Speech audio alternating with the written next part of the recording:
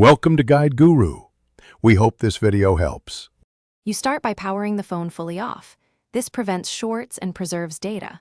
Once done, remove the SIM and memory tray so it won't obstruct the chassis. You should ground yourself with an ESD strap and organize screws into labeled groups. Next, use a suction cup to lift the rear panel edge and slide a plastic pick in. Make sure to avoid metal tools at the adhesive edge to prevent cracking the back glass. You now remove the internal screws and set them in order. This preserves reassembly orientation. Once screws are out, apply gentle heat to the back or frame to soften adhesive and pry with a plastic pick, working around the perimeter slowly so clips release without bending.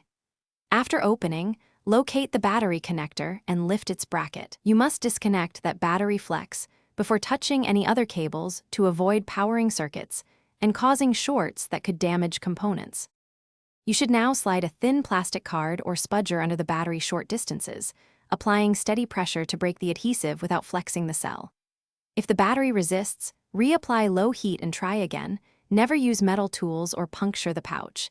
If the cell bulges or feels warm, stop and seek professional help because a puncture can ignite.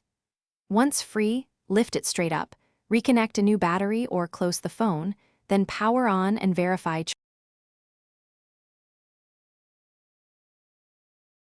Thanks for watching. Consider subscribing if we helped you today.